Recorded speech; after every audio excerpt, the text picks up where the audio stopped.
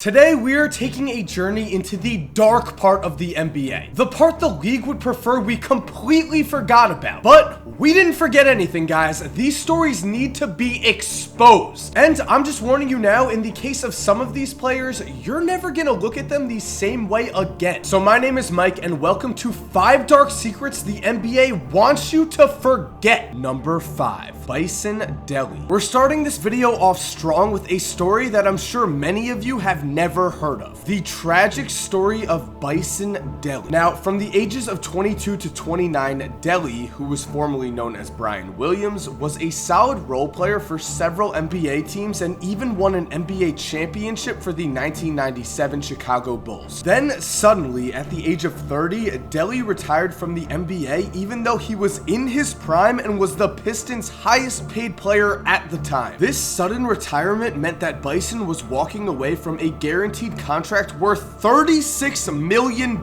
which was certainly strange. But unfortunately, things only got weirder because looking back at it, we can now see that Bison Dele's life was plagued with demons. For a long time, he never really felt comfortable in his own skin, but that began to change when he went into retirement. It was in retirement where Bison fulfilled a lifelong dream with the purchase of a boat, and he soon learned to sail. His boat was named the Hakuna Matata, which of course means no worries, and that's all Bison really wanted. Unfortunately though, on July 6th of 2002, Bison took off on a trip on his boat with his girlfriend, his boat captain, and his brother. The group last made contact with the mainland on July 8th, and soon it was determined that the 4 were officially missing. But then on July 10th, Bison's brother, Miles DeBoard, attempted to secretly return on the boat into Tahiti. He was alone, and it has since been confirmed that Bison, his girlfriend, and the ship captain were killed during this boating trip. This has been determined by the FBI, who concluded that Miles DeBoard killed everyone on board and attempted to return without anyone noticing. This was determined after Miles returned and forged Bison's signature in order to purchase $152,000 worth of gold. And Miles was also seen using Bison's passport when asked for identification. The FBI also found evidence that Bison's boat, the Hakuna Matata, had patched up bullet holes in it. Apparently, Miles was always jealous of Bison growing up, and so he took his jealousy out by murdering him. So while now this case looks like a no-brainer, unfortunately, the victims of Miles DeBoard never got real justice, at least in the sense of a court case. Because while he was under investigation, Miles mysteriously overdosed on insulin and died, giving us another question in a case full of mystery. Number 4, Kevin Johnson. I originally intended to have Kevin Johnson in my list of NBA stars we have forgotten, as he was a 3-time All-Star and one of the most explosive point guards the league has ever seen. But after doing some research, I decided he fit more into this video, because it's pretty obvious to me now that Kevin Johnson sucks as a human being. This goes back as far as 1996, when 16-year-old Amanda Koba told Phoenix police that a 30-year-old Kevin Johnson had fondled her in his home. Now, Kevin was never charged for this crime,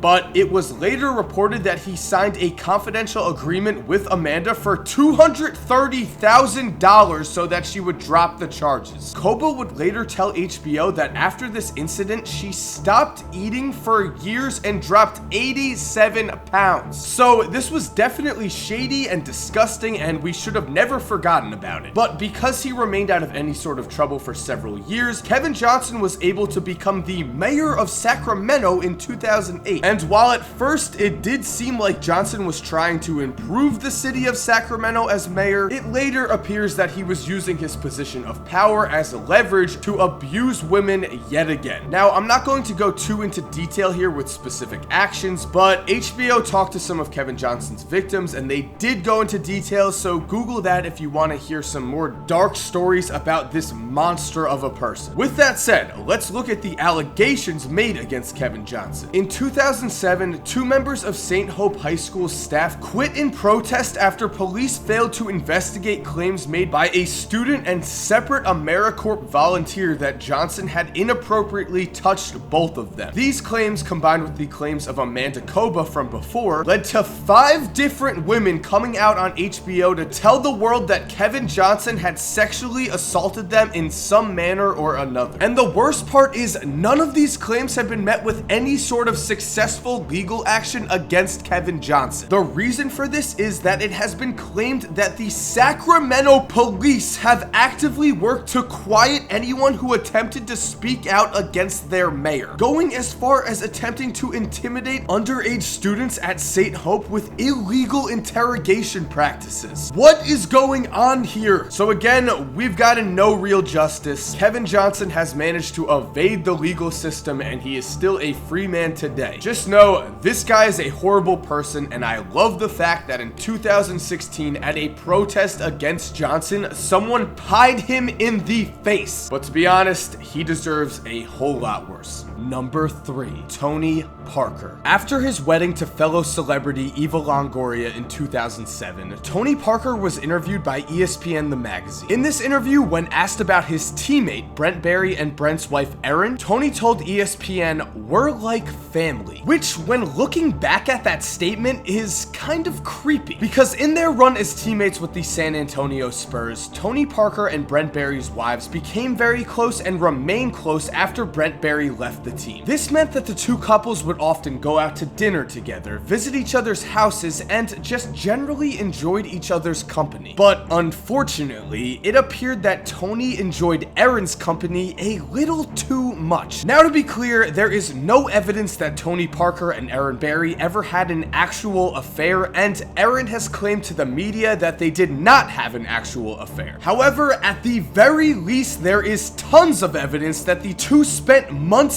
sexting each other, as Eva Longoria found hundreds of inappropriate messages to Erin on Tony's phone. So when you combine the evidence of sexting and the fact that Eva Longoria and Brent Barry filed for divorce around the same time, you can definitely see that things were suspicious here. And while the Spurs did their best to sweep the scandal under the rug, sources around the situation made it clear that Tony's teammates were not cool with these allegations at all. Obviously, the Spurs felt that Tony had broken an unspoken code amongst teammates, which was understandable, and some sources even stated that Greg Popovich was mad enough at the distraction Tony Parker was causing that he would have looked to trade Tony if he had not just signed a huge deal with the team. But of course, because they're the Spurs, they did not let this distract them. San Antonio would win the 2014 NBA championship, and to this day, Tony Parker is still on their roster. In fact, he's going to retire as a San Antonio Spurs legend. So maybe the reports of this were overblown, maybe his teammates and Greg Popovich did not care about this as much as sources said they did. But still, I think the real question we're all asking is, how could anyone cheat on Eva Longoria in any type of vicinity? Really, Tony Parker?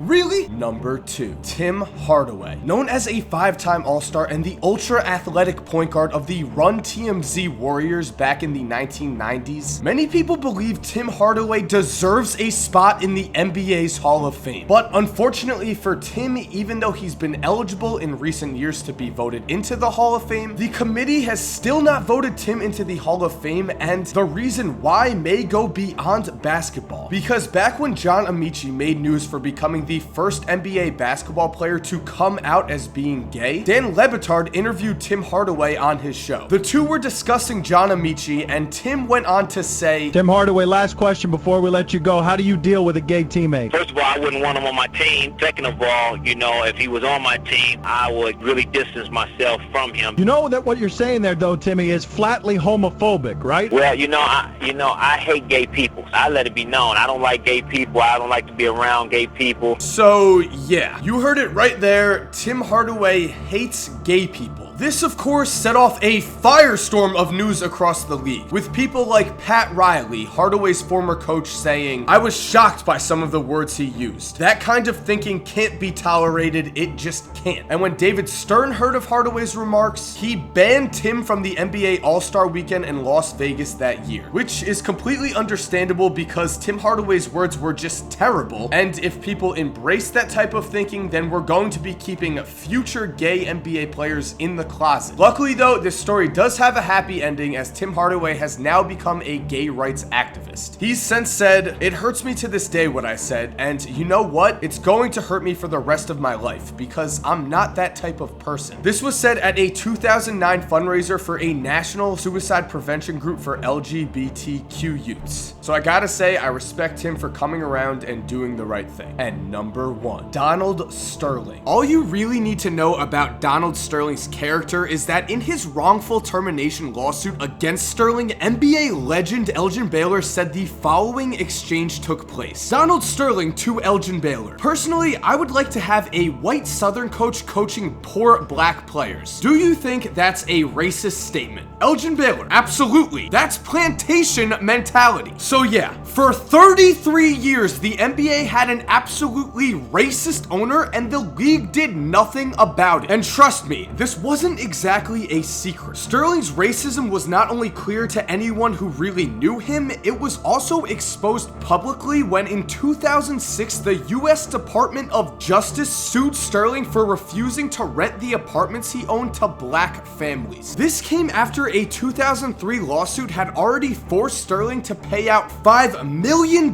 in fees after he was sued a separate time for attempting to drive out black and Hispanic tenants in apartments he owned. Again, the league did nothing about this. In fact, as we already know from the whole Chris Paul veto, if anything, David Stern helped Donald Sterling to build one of the premier franchises in the NBA, as the Clippers have heavily increased in value since the Chris Paul trade. But to be fair, the blame for that should really be put on Stern, as Adam Silver did eventually do the right thing. Unfortunately, the right thing was not done until Donald Sterling was exposed to the entire world, as in 2014, TMZ Sports released a conversation between Sterling and his mistress, V. Stiviano. In the voice recording, Sterling is complaining to Stiviano about a photo she had posted on Instagram with Magic Johnson, a black man and NBA legend. After seeing this photo, Sterling said, "It bothers me a lot that you want to broadcast that you're associating with black people. You can sleep with them, you can bring them in, you can do whatever you want. But the little I ask you is not to bring them to my games." Yikes. What a disgusting statement from a horrible man. At least after this conversation was released, we